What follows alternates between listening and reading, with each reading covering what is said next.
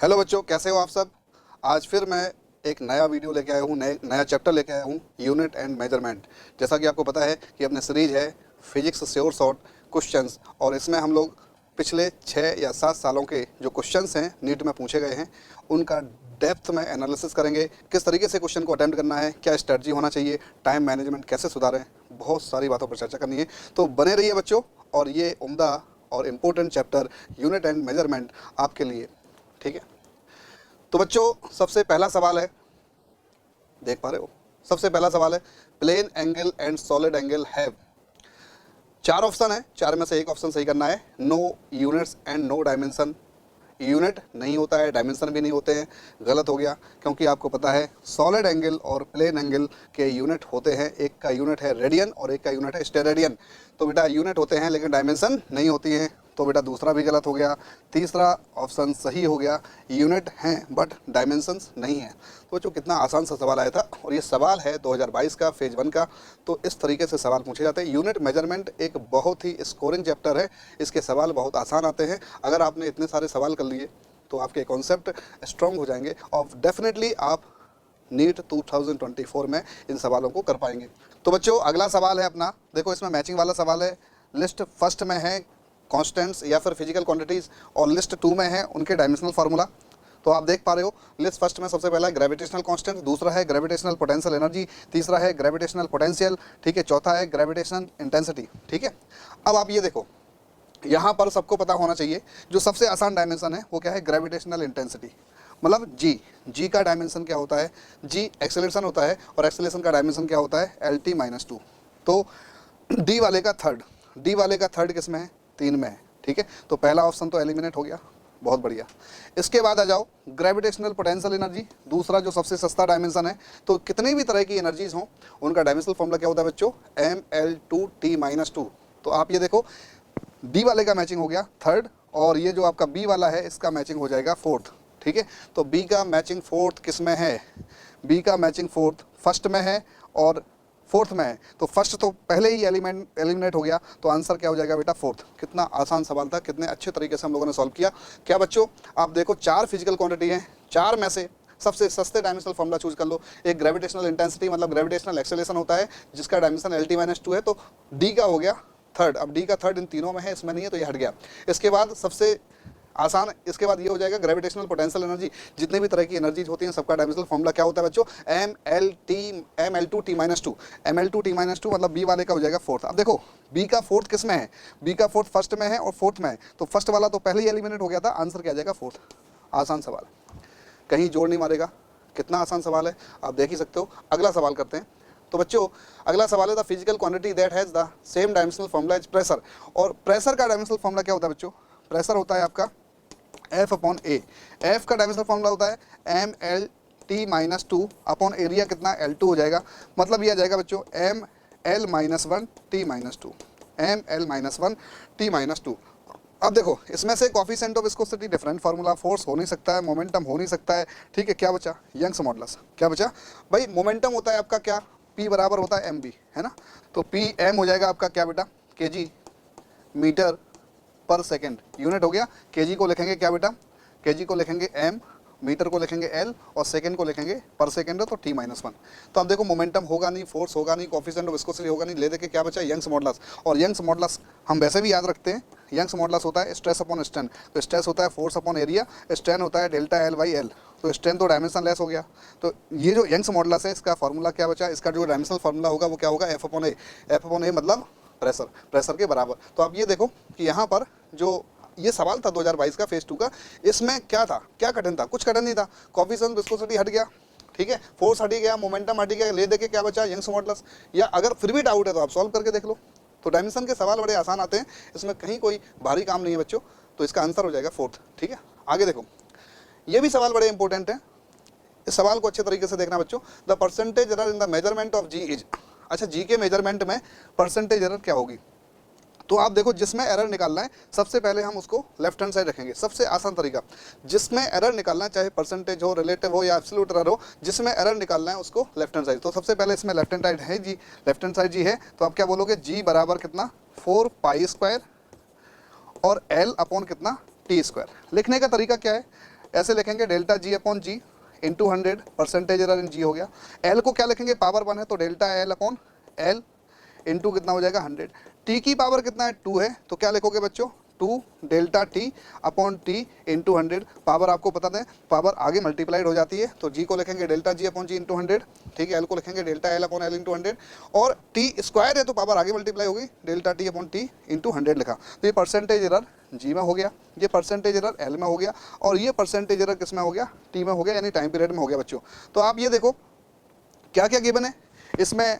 L दिया है 10 plus minus 0.1, ठीक है। टी दिया है 100 प्लस माइनस 1। अब आपको वैल्यू तो रखना है तो आप वैल्यू रख दो। डेल्टा एल कितना है 0.1 और ये सेंटीमीटर में है, ये किस में है बच्चों, सेंटीमीटर में। तो कोई दिक्कत नहीं, ऊपर भी चेंज सेंटीमीटर में आएगा, नीचे भी एल सेंटीमीटर में, तो सेंटीमीटर सेंटीमीटर कट जाएगा। तो आप जैसे दिया है वैसे आप वैल्यू पुट कर दो। ये 0.1 आ जाएगा बच्चों, डेल्टा एल 0.1 अपॉन कितना आ जाएगा 10 आ जाएगा इंटू कितना 100 प्लस कितना आ जाएगा, देखो ये सेकंड में है तो कोई दिक्कत नहीं है। डेल्टा टी कितना है 1 है 1 और अपॉन टी कितना हो जाएगा 100 और ये 2 आगे मल्टीप्लाई था इंटू कितना 100, ठीक है। तो आप ये देखो 100 से 100 गया, 10 10 जा 100 होता है तो ये आ जाएगा आपका 10 इंटू 0.1 1 आ जाएगा और ये 2 तो 1 प्लस कितना 2 यानी कितना आ जाएगा 3। तो परसेंटेज चेंज इन जी कितना हो जाएगा 3, यानी 3% जी में चेंज होगा according to the given data, ठीक है। तो गिवन क्या क्या था बच्चों, गिवन था अपने आपको एल दिया था, टी दिया था, जी में परसेंटेज चेंज निकालना था, बड़े आसानी से हमने काम कर दिया। अच्छा ये तो थोड़ा सा कठिन हो गया, अगर मान लो एल में परसेंटेज कितना होता 2, टी में कितना होता 3% होता तो फटाफट पावर का मल्टीप्लाई करके ऐड कर देते। जैसे एल की पावर 1 है तो 1 इंटू कितना जो भी परसेंटेज होता, टी की पावर 2 है तो 2 इंटू कितना जितना भी परसेंटेज होता। तो आप क्या इस तरीके से आसान तरीके से कर सकते थे अगर परसेंटेज चेंज दिया होता एल और टी में तो, ठीक है। तो बच्चों ये आसान सवाल था, इसको हम कठिन कैटेगरी में नहीं रखेंगे, बड़ा मजा आया होगा। आगे बढ़ते हैं, आगे देखो एक और आसान सवाल है। तो ये सारे सवाल किसके हैं बच्चों, डायमेंशन के। और डायमेंशन के सवाल जितने भी अभी आपने करे वो सारे आसान हैं और इसी तरीके से हम अपना स्कोर बढ़ा सकते हैं यदि हम यूनिट और मेजरमेंट पर काम करें। तो यूनिट और मेजरमेंट को छोड़ना नहीं है, अच्छे से काम करना है, बहुत आसान सवाल आते हैं, ठीक है। ये देखो ये क्या सवाल है, तो ई क्या है बेटा एनर्जी और जी क्या है आपका ग्रेविटेशनल कांस्टेंट, ई अपॉन जी बताना है। तो ई आपको पता ही होगा, ई होता है आपका ई अपॉन जी का डायमेंशनल फॉर्मूला बताना है। ई अपॉन जी देखो ई कितना होता है आपका mL2T-2 और अभी हमने जी निकाली था क्या m-1L3T-2, ठीक है। तो अब देखो m का पावर कितना हो जाएगा बेटा, m ऊपर जाएगा तो 2 हो जाएगा, -1 है ऊपर जाएगा +1 2 हो जाएगा, l ऊपर 2 है नीचे 3 है तो l-1, ठीक है। t कैंसिल आउट हो जाएगा तो आंसर क्या जाएगा बेटा m2l-1। m2l-1 किस में है बेटा, एक ही ऑप्शन लग रहा है, क्या सेकंड ऑप्शन में है m2l-1 T0 है, ठीक है। तो ई वाई जी का डायमेंशनल फॉर्मूला, कठिन था क्या, बिल्कुल आसान सवाल। तो ये स्कोरिंग है, ये भी सवाल बड़े इंपॉर्टेंट होते हैं बेटा, ये इंस्ट्रूमेंट के हैं, वर्नियर कैलिपर्स, स्क्रू गेज। तो आगे ये भी सवाल आपको करने को मिलेंगे, ठीक है। पहला सवाल इसमें ये आया है अभी, a screw gauge gives the following reading when used to measure the diameter of a wire. Main scale reading 0 है, सर्कुलर स्केल रीडिंग कितना है 52 डिवीजन है। Given that 1 mm on the main scale corresponding to 100 divisions on the circular scale.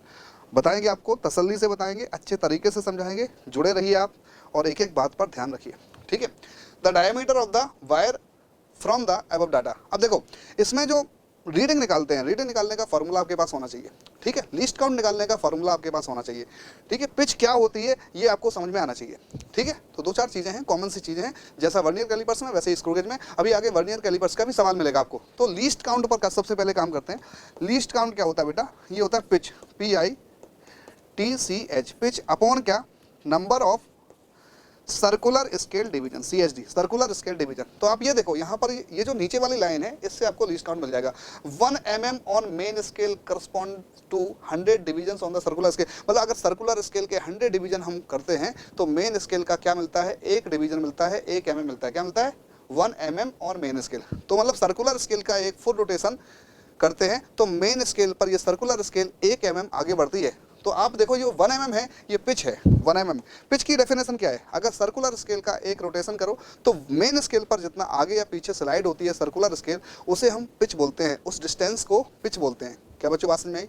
तो यहाँ पर pitch क्या है, pitch हो जाएगी बच्चों 1 mm हो जाएगी। Number of circular scale division है 100, ठीक है। तो 1/100 यानी कितना आ जाएगा 0.01 mm। ये स्टैंडर्ड रिजल्ट है किसका, स्क्रू गेज के लिए लीस्ट काउंट फाइंड करने का।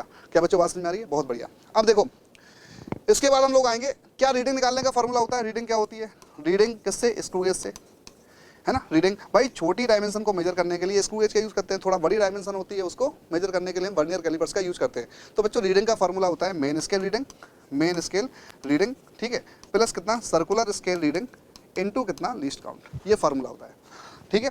एरर भी आता है लेकिन एरर इसमें नहीं है तो एरर का यूज नहीं करेंगे। एक सवाल आगे और मिलेगा आपको जिसमें एरर भी दिया होगा, तो एरर का कॉन्सेप्ट भी आपके दिमाग में बैठ जाएगा, ठीक है। तो बच्चों यहाँ देखो मेन स्केल रीडिंग कितना है, 0 mm, 0 mm। अच्छा यूनिट साथ साथ लिखते जाओ, नहीं तो सिली मिस्टेक, ठीक है, होने का डर रहता है।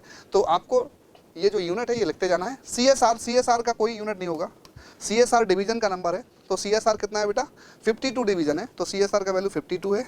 लीस्ट काउंट कितना आया, 0.01, ये भी किस में आया, मिलीमीटर में आया। तो अब ये देखो ये आंसर आ गया 0.52 भाई, ये कितना है 0.01 है, इसका मल्टीप्लाई करोगे तो 0.52 mm आ जाएगा, ठीक है। अब यहाँ पर गलती क्या होती है बच्चों, फटाफट हम आंसर निकाल के, क्योंकि हमें खुशी होती है, हमारा कॉन्फिडेंस लेवल अच्छा होता है, हम आंसर निकाल के फटाफट ऑप्शन देखते हैं और क्या आया 0.52, तो 0.52 पर टिक कर देते हैं। लेकिन गलती क्या हुई बच्चों, गलती यहाँ पर यह हुई कि ये जो आंसर आया वो किस में है, mm में, मिलीमीटर में, और ये जो आंसर गिवन है ये किस में दिए हैं, सेंटीमीटर में। तो पहले आप ये चेक कर लो कि जो हमने फाइंड किया उसका यूनिट क्या है, और जो ऑप्शन में लिखे हुए हैं, ऑप्शंस हैं, उसमें यूनिट क्या है, यूनिट सेम है, तभी आप आंसर टिक करो, अदरवाइज आपका सॉल्व किया हुआ सारा काम बेकार हो जाएगा, हाँ, आपका आता हुआ सवाल गलत हो जाएगा। तो आप ये देखो 0.52 mm, या फिर लिख सकते हो 10 से डिवाइड कर दो तो 0.052 सेंटीमीटर। तो आंसर क्या हो जाएगा बच्चों, 0.052 centimetre, correct answer is first answer. तो इस तरीके से हमने एक सवाल कर लिया स्क्रू गेज का। बच्चों को बड़ी समस्या होती है, जबकि बहुत सस्ते सवाल है, यूनिट मेजरमेंट सबसे सस्ता चैप्टर है, 3 मैक्सिमम सवाल पूछे जाने की संभावना है, ठीक है। तो आप अच्छा स्कोर कर सकते हो इस चैप्टर को अगर अच्छे तरीके से देख लो, समझ लो और तैयार कर लो तो, ठीक है। चलो बच्चों आगे बढ़ते हैं। ये देखो स्ट्रेस का डायमेंशनल फॉर्मूला बताना है, तो आप ये देखो, तो आपने सुना स्ट्रेस क्या होता है। अच्छा स्ट्रेस की डेफिनेशन क्या है, restoring force per unit area, restoring force per unit area. तो बेटा फोर्स पर यूनिट एरिया हो गया ना, force per unit area, force कितना है ML/T-2, एरिया कितना L² हो जाएगा, कितना आ गया ML-1T-2, ये तो याद ही रहता है बच्चों को। तो ML-1T-2 is the dimensional formula of stress, ML-1T-2। Correct answer क्या हो जाएगा बच्चों, थर्ड हो जाएगा, ठीक है। आगे आगे देखो एक सवाल है अपने पास, screw gauge has least count 0.01 mm and there are 50 divisions in its circular scale. तो अब ये देखो लीस्ट काउंट दिया है, ये क्या दिया है बच्चों, लीस्ट काउंट दिया है, ठीक है, 50 डिविजन्स हैं सर्कुलर स्केल पर, ऐसे मार्क कर लो। The pitch of the screw gauge बताना है, तो आपको अभी मैंने बताया लीस्ट काउंट क्या होता है, लीस्ट काउंट होता है PITCH अपॉन क्या, number of circular scale division, circular scale division. अच्छा देखो ये फार्मूले तो वही के वही है, कभी पिच पूछ लेंगे, कभी लिस्ट काउंट पूछ लेंगे, कभी आपको रीडिंग निकालना या रीडिंग पूछ लेंगे, रीडिंग के बारे में, ठीक है। तो अब ये देखो पिच क्या होती है, सर्कुलर स्केल का एक फुल रोटेशन करने पर जितना वो मेन स्केल पर स्लाइड होती है वो डिस्टेंस हमारी पिच होती है, ठीक है। तो पिच कितनी है 0.01 mm, यूनिट लिखना जरूरी है, 0.01 mm, ठीक है। लिस्ट काउंट हो गया है। इसके बाद आप देखो पिच निकालना है, तो PITCH अपॉन कितना आ जाएगा बेटा, circular scale division, there are 50 division in its circular scale, तो 50 आ जाएगा बेटा। तो PITCH कितना हो जाएगा बेटा, ये हो जाएगा कितना 50 इंटू कितना 0.01 यानी 0.5 मिलीमीटर, ठीक है। 2 डिजिट बाद हमें पॉइंट लगा देना है, 0.01 है ना, तो 0.5 millimetre is the correct answer. तो करेक्ट आंसर हो जाएगा बच्चों सेकंड। क्या कठिन सवाल था, एकदम सिंपल और आसान सवाल, ठीक है। तो बच्चों अभी तक आपने क्या देखा कि यूनिट मेजरमेंट बहुत सस्ता चैप्टर है, बढ़िया तरीके से करना है, नीट में स्कोर करना है, स्ट्रैटेजी बनाओ, गिवन क्या क्या है, फाइंड क्या करना है, जो फाइंड करना है वो किस फॉर्मूले में है, क्या उससे रिलेटेड अपने पास कुछ सिलेक्टिव इन्फॉर्मेशन है कि नहीं है, तो वो सारा काम हम यहाँ करके दिखा रहे हैं। 4 स्टेप है, 5वां स्टेप नहीं है। गिवन क्या क्या है, फाइंड क्या करना है, जो फाइंड करना है वो किस फॉर्मूले में है, और क्या उससे रिलेटेड हमारे पास कुछ इन्फॉर्मेशन है। 4 स्टेप में सारे सवाल सॉल्व हो जाते हैं फिजिक्स के। फिजिक्स कठिन नहीं है, फोबिया खत्म करना है, ठीक है, रोना नहीं है, आगे बढ़ना है, सवाल करना है, स्कोर बढ़ाना है, ठीक है। क्या बच्चों बात समझ में आई, आगे बढ़ो। अब देखो अगला सवाल, ये सर्कुलर उसका वर्नियर कैलिपर्स का, the main scale of vernier calipers has n divisions per centimetre. अब देखो बड़ा मजेदार सवाल है, इस सवाल को मैक्सिमम लोगों ने गलत किया, ठीक है, क्योंकि पढ़ा नहीं क्वेश्चन ध्यान से। अगर क्वेश्चन को ध्यान से पढ़ोगे तो आपका सवाल गलत हो ही नहीं सकता है बच्चों। The main scale of vernier calipers has n divisions per centimetre, 1 centimetre में कितने डिवीजन हैं, n डिवीजन है, ठीक है। तो 1 centimetre is equal to n divisions, ठीक है। n डिवीजन है, 1 सेंटीमीटर में कितना डिवीजन है, n डिवीजन है। n division of vernier calipers coincide with n-1 divisions of main scale. अगला, n division of vernier calipers coincide with n-1 division of main scale. मतलब जब भी हम लीस्ट काउंट निकालते हैं वर्नियर कैलिपर्स का तो क्या देखते हैं, MSD main scale division, VSD vernier scale division, इनमें रिलेशन क्या है। तो आपको बोला गया है इसमें कि n वर्नियर स्केल डिवीजन इसके बराबर है n-1 मेन स्केल डिवीजन। तो आप क्या बोलोगे, n VSD vernier scale division बराबर क्या, n-1 MSD, है ना, मेन स्केल डिवीजन। अब देखो एक VSD कितना आ जाएगा, एक VSD आ जाएगा n-1 अपॉन कितना, n MSD, ठीक है। क्या बच्चों बात समझ में आ गई। अब देखो यहाँ पर आपको क्या फाइंड करना है, the least count of vernier calipers क्या होगा, लीस्ट काउंट निकालना है, ठीक है। तो लीस्ट काउंट कैसे निकाल सकते हैं, लीस्ट काउंट होता है वर्नियर कैलिपर्स का लीस्ट काउंट ऑफ VC बोले तो वर्नियर कैलिपर्स, है ना। वर्नियर कैलिपर्स का लीस्ट काउंट कैसे निकालेंगे, ये होता है बेटा क्या क्या होता है, MSD 1 MSD माइनस 1 VSD, मतलब एक MSD में से एक VSD घटा दो तो क्या आ जाता है, लीस्ट काउंट आ जाता है। तो 1 MSD माइनस 1 VSD है n-1 अपॉन n क्या बेटा, MSD, VSD का वैल्यू रख दिया। इसे सॉल्व करोगे तो क्या आ जाएगा बेटा, ये आ जाएगा n-n प्लस 1 अपॉन कितना, n MSD। फंस गए, आंसर आ गया 1/n MSD, 1/n MSD, 1/n MSD answer आ गया बच्चों, ठीक है। आंसर 1/n है, फटाफट हम खुश हो गए, आंसर सेकंड लगा देते हैं। लेकिन तो ये आंसर किस में है, सेंटीमीटर में है। फिर से मैंने बोला यूनिट पर बेसिक ध्यान देना है, ठीक है, यूनिट पर बहुत ध्यान देना है। ये सेंटीमीटर में, MSD में है, अब ये सेंटीमीटर में कन्वर्ट नहीं हुआ, हम इसको सेंटीमीटर में कन्वर्ट करेंगे बच्चों, ठीक है। तो यहाँ आ जाओ, 1 centimetre equal to n division किसके, मेन स्केल के। तो आप बोलोगे n MSD डिवीजन्स ऑफ क्या बेटा, मेन स्केल। तो n MSD 1 सेंटीमीटर के बराबर है, 1 सेंटीमीटर के बराबर है बेटा n MSD। तो एक MSD कितना हो जाएगा, 1/n सेंटीमीटर। क्या बच्चों बात समझ में आई। यहाँ आंसर सेंटीमीटर में था, हमारा जो आंसर आया लीस्ट काउंट का वो किस में आया, वो हमारा MSD में आया। यानी जो लीस्ट काउंट है वो कितना है आपका, लीस्ट काउंट है, लीस्ट काउंट कितना है बेटा, लीस्ट काउंट आया हमारा 1/n MSD, 1/n MSD आया। क्या है बच्चों, 1/n MSD, ठीक है। लीस्ट काउंट जो हमारा आया वो कितना आया बेटा, 1/n MSD। लीस्ट काउंट जो हमारा आया बच्चों वो कितना आया, 1/n MSD। और एक MSD का वैल्यू कितना निकाला, 1/n सेंटीमीटर। तो 1/n इंटू 1/n सेंटीमीटर, कितना आंसर आ जाएगा, 1/n स्क्वायर सेंटीमीटर। अभी आपका आंसर हो गया ऑप्शन नंबर 3। तो third option is the correct option. क्या बच्चों बात समझ में आई। आप सब ध्यान से देखो, कितना आसान सवाल था। इस सवाल को मैक्सिमम लोगों ने गलत करा था, आंसर क्या मारा था 2, लेकिन होना क्या चाहिए 1/n स्क्वायर। क्योंकि ये जो आंसर आया आपका ये बहुत आसान था, क्योंकि यहाँ पर लीस्ट काउंट ही तो फाइंड करना था। तो ये आंसर जो आया वो MSD में आया, लेकिन ऑप्शन में आंसर किस में है, सेंटीमीटर में। तो स्ट्रैटेजी क्या है, जब भी स्क्रू गेज वर्नियर कैलिपर्स के सवाल करो, यूनिट का विशेष ध्यान रखो, ऑप्शन आंसर निकालने के बाद मैच करो, यूनिट सेम है या नहीं है, ठीक है। तो क्या बच्चे बात समझ में आई। बढ़िया सवाल था, शानदार सवाल था। तो इस तरह के सवाल होते हैं। अच्छा, इसमें एक चीज़ और, अगर मुझे रीडिंग निकालना है तो रीडिंग कैसे निकालते हैं, रीडिंग बाई वर्नियर कैलिपर्स क्या होता है, ये होता है MSR दिया होगा प्लस कितना VSR vernier scale reading into क्या, लीस्ट काउंट। उसी तरह से जो स्क्रू गेज में मैंने बताया था, main scale reading vernier scale reading into least count, ठीक है। तो क्या बात समझ में आई। इस तरीके से जो भी गिवन वैल्यू है इस फॉर्मूले में पुट करोगे, आंसर मिलेगा आपको, ठीक है। आगे बढ़ते हैं बच्चों। आगे क्या है, एक और आसान सवाल है। अभी देखो ABCD ठीक है, का रिलेशन किसके साथ है, X के साथ है, ठीक है। और परसेंटेज चेंज कितना है, परसेंटेज एरर है A में 1%, B में 2%, C में 3% और D में 4%, ठीक है। परसेंटेज एरर X में बताना है। इस सवाल को बिना सॉल्व करे आप कर सकते हो। मैंने क्या बताया था आपको, मैंने बताया था अगर X में निकालना है परसेंटेज एरर इन X, क्या A की पावर कितनी है 2, तो 2, और A में परसेंटेज एरर कितनी है बेटा 1, तो 2 × 1। B के लिए लिखो, B की पावर कितनी है हाफ, B में परसेंटेज एरर कितना है बेटा 2%, ठीक है। C के लिए देखो, C के लिए लिखो, C की पावर कितनी है 1/3 और परसेंटेज एरर कितना है 3, तो आप क्या बोलोगे 1/3 इंटू कितना 3।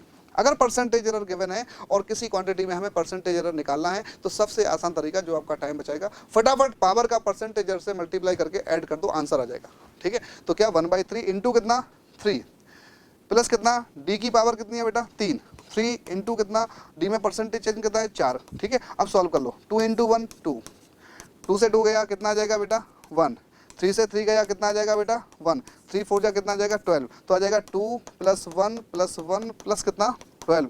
इसे सॉल्व करो तो कितना 2 2 4 12 4 16 16%।